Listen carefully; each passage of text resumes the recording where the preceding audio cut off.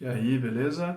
Sou o Daniel da Vegan Lover e nesse canal eu te ensino a fazer o melhor queijo vegetal que você já comeu, com muito sabor e com gosto de queijo. E para isso, muitas vezes, você vai precisar curar o seu queijo vegetal para que tenha um arredondamento nos sabores e ele fique super saboroso. É disso que se trata, na verdade, o processo de cura.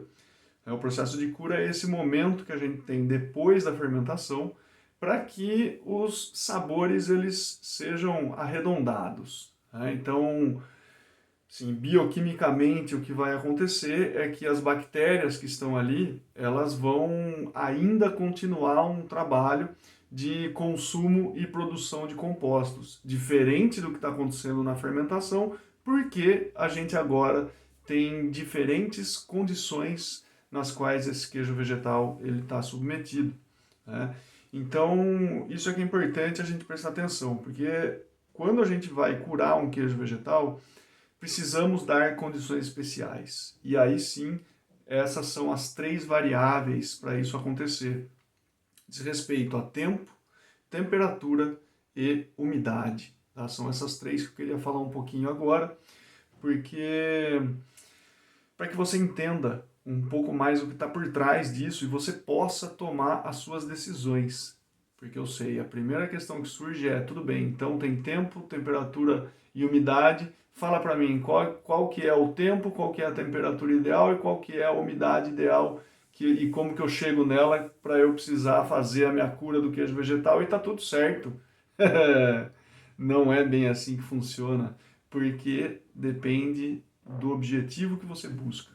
Tá? Dependendo de como você quer o seu resultado final, você vai precisar olhar para essas três variáveis e tomar algumas decisões. Tá? Então, por exemplo, em relação à temperatura, vamos começar por ela. E aqui, como se trata de queijo vegetal fermentado, eu vou estabelecer uma comparação entre um queijo vegetal fermentado através de fermentação selvagem e um queijo vegetal fermentado através de uma fermentação domesticada, ou seja, através da compra de culturas. Tá? Então, só para estabelecer esses dois pontos de comparação para que você entenda melhor onde eu quero chegar aqui.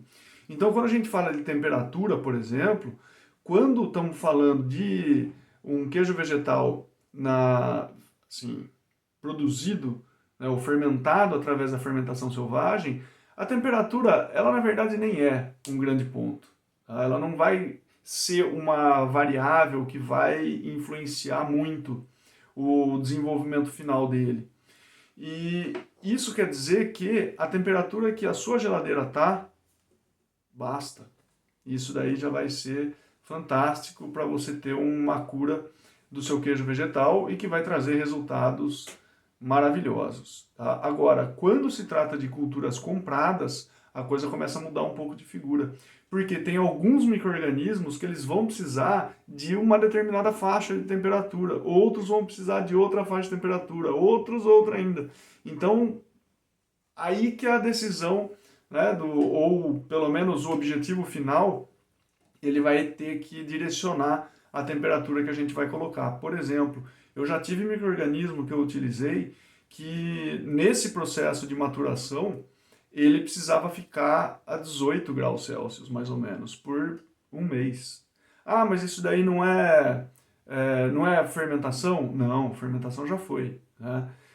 Assim, esse é um queijo vegetal bem mais complexo que eu fiz, tá? Mas o que envolvia, só para ter uma ideia, né, de um período uma fase de fermentação, tá, por horas, não chega a ser dias, mas horas. Depois ele foi para um processo de maturação a frio, uma temperatura um pouco mais baixa, essa temperatura de geladeira que eu estou falando, justamente para criar primeiro uma casca nele. E aí depois dessa casca criada é que eu levei ele a 18 graus Celsius. Ah, mas de novo, a fermentação não vai acontecer? Aí que a coisa muda de figura.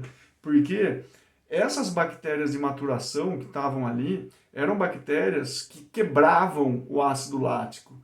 Então, já tinha sido produzido ácido lático e depois essas bactérias iam consumir esse ácido lático. E por mais que, eventualmente, uma fermentação voltasse a acontecer, essas outras bactérias elas estariam consumindo esse ácido lático, né? Então, não ia ficar super fermentado, porque essas bactérias consumiriam isso. E aí elas iam produzir outros compostos ali, né? Então, só para ter uma ideia dessas faixas de temperaturas, né? Por exemplo, você pode ter algum outro tipo de micro-organismo que vai preferir estar por volta ali dos 9, 10, 11 graus Celsius, por exemplo, né? Que é o caso de um queijo tipo Roquefort. Para você fazer isso, você vai precisar ter esse controle.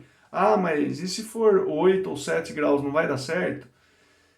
Sim, dá certo, é bem possível que dê, mas sob outras condições, né? Sob condições de estresse. E aí, quando entra esse tipo de condição de estresse, a previsão da coisa, ela já começa a sair do controle, né?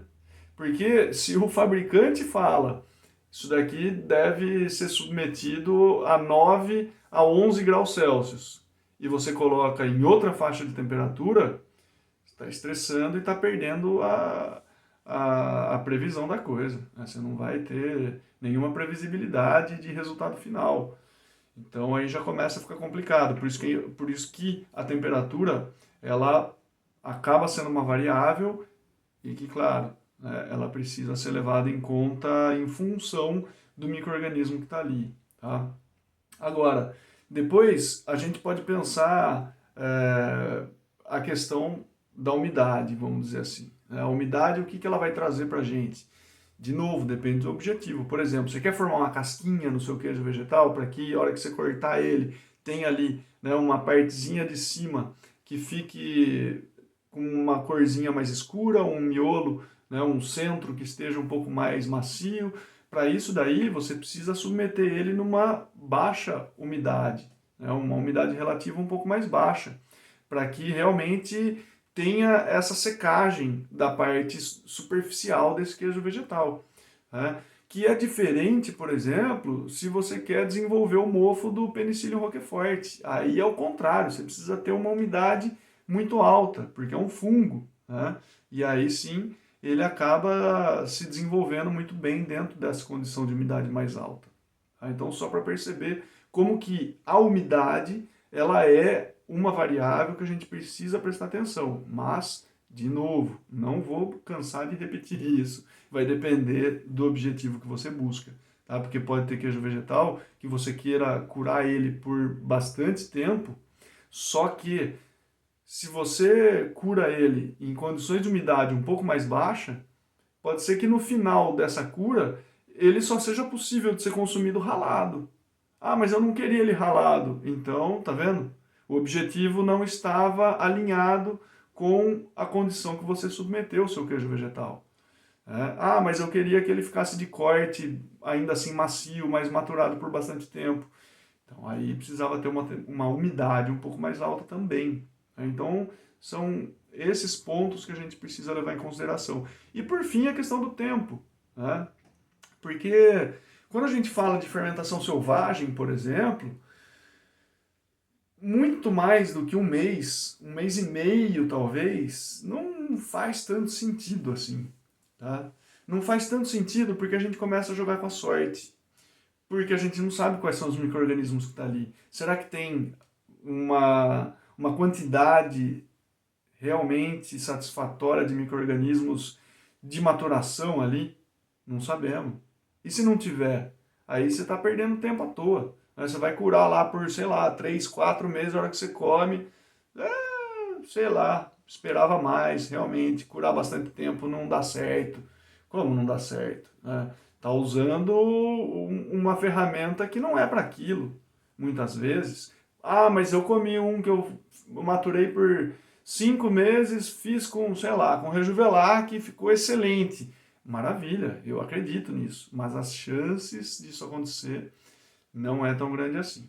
Tá? Então, coloca isso na cabeça, essas 3 variáveis para te orientar no processo de cura do seu queijo vegetal.